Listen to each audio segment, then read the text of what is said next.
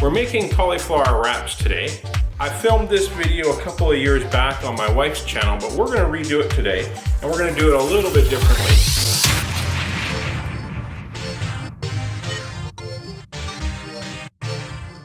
We're going to grate our cauliflower using a box grater, and we're going to steam it on the stove. Let's start by cutting our cauliflower. I'm going to use 1.5 cauliflowers today because this is a fairly small head. So I've quartered our cauliflower and left the stem on so that we can hold on to it. We'll grate the stem as well when we get down to it, and we're just going to grate everything into our box grater. Alright, so that's my 1.5 heads worth of cauliflower. It's about 2 pounds grated. And we're going to place our cauliflower into a steamer basket and steam it for between 5 and 7 minutes. While that's steaming, we're going to get our eggs ready. We're going to use 2 whole eggs and 2 egg whites. And to that, I'm going to add a teaspoon of kosher salt, about 2 teaspoons of taco seasoning, and 2 teaspoons of dried cilantro. We'll whisk this up and then add it to our cauliflower after we've strained it and it's cooled. So once your cauliflower has been steamed for about 5 to 7 minutes, you're going to pull it off, and we're going to let it drain and cool in a colander lined with a tea towel. So once your cauliflower is cool enough to handle without burning your hands, you're going to gather the 4 corners of your tea towel and you're going to twist, and you'll see a lot of liquid drain through the bottom. You're going to do this until you can't drain any more liquid. So mine's done here, and you can see the texture of the cauliflower is a lot different than it was before. And we're going to measure the liquid just to see how much we've got. Almost a full cup of liquid. So with the dry mixing bowl, we're going to place in our cauliflower, not leaving any behind on your tea towel.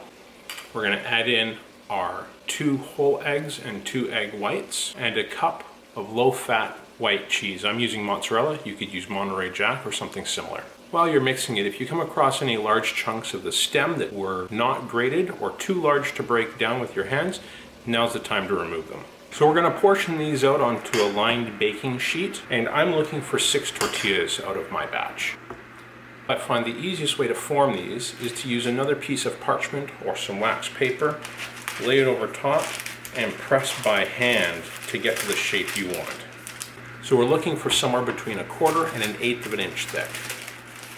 So once your wraps are formed, they're going to go into a preheated oven at 375 for between 25 and 35 minutes, or until the edges start turning brown. If you're baking more than 1 sheet, I'd suggest pulling them out halfway and swapping your pans, or using convection.